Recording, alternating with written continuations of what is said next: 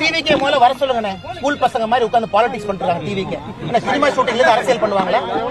என்ன டிவிக்கே சினிமா ஷூட்டிங்ல உட்கார்ந்து பாட்டு பாடிக்கிட்டு நடிகைகளோட இடுப்பை கிள்ளிக்கிட்டு அரசியல் பண்ணிட்டு இருக்காரு விஜய். திரும்ப எனக்கு பேச தெரியுமல்ல. டிவிக்கேவும் பவுண்டரியை கிராஸ் பண்ணக்கூடாது. நானும் டிவிக்கேவும் மரியாதையா தான் பேசிட்டு இருக்கேன். அறிக்கை விடும்போது அறிக்கைக்கு ஒரு காரணம் இருக்கும்.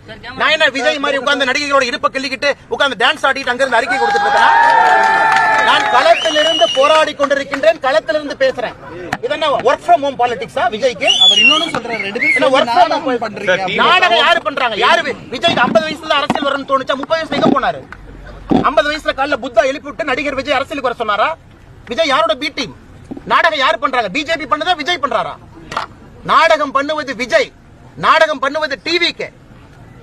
திராவிட முன்னேற்ற கழகத்தினுடைய பி டீம் தான் விஜய். இன்னைக்கு நான் ஆணித்தரமா உறுதியா சொல்றேன். தமிழக வெற்றி கழகத்தினுடைய நடவடிக்கையை பார்த்த பிறகு நான் சொல்றேன், திராவிட முன்னேற்ற கழகம் மறுபடியும் ஆட்சிக்கு வர வேண்டும் என்று ஆரம்பித்த சீக்ரெட் ப்ராஜெக்ட் தான் தமிழக வெற்றி கழகம், சகோதரர் விஜய் அவர். ஏன்னா வரம்பு மீறி அவர்கள் பேசும்பொழுது எனக்கும் பேச தெரியும். மரியாதை கொடுத்து மரியாதை வாங்கிக்கணும். சும்மா அந்த குசி ஆனந்த் உட்கார்ந்துகிட்டு இந்த அறிக்கை இருக்கலாம் கொடுக்க கூடாது. நீ எல்லாம் ஒர்க் ஃப்ரம் ஹோம் பாலிடிக்ஸ் பண்ணிட்டு இருக்க. களத்துக்கு வா. அப்படியே படாம அப்படியே உட்கார்ந்து ஆக்டிங் பண்ற இடத்துல இருந்து அறிக்கை டைப் அடிச்சு அனுப்பிட்டு இருக்க. உனக்கு என்ன தெரியும் மக்கள் கஷ்டத்தை பத்தி? சிகரெட் குடிப்ப, மூவில ட்ரிங்க்ஸ் அடிப்ப, இதெல்லாம் பண்ணிட்டு டாஸ்மார்க் பத்தி பேசுறதுக்கு விஜய்க்கு யார் உரிமை கொடுத்தா? என் மாஸ்டர் படத்துல விஜயோட கேரக்டர் என்ன? என்னன்னு சும்மா ஒரு குல்லாவை போட்டுட்டு நான் வந்து மைனாரிட்டி பக்கம் இருக்கேன்னு ஒரு நாள் வந்து இஃப்தார் வச்சுட்டு எல்லாம் வந்துருமானே?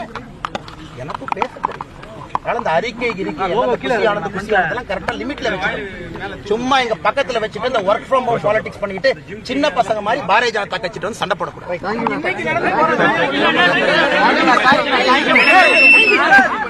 இன்னைக்கு ரொம்ப சிறப்பாக பாரதிய ஜனதா கட்சி போராட்டம் பண்ண காரணம், அடைச்சு வைக்கிறதுக்கு மண்டபம் இல்ல.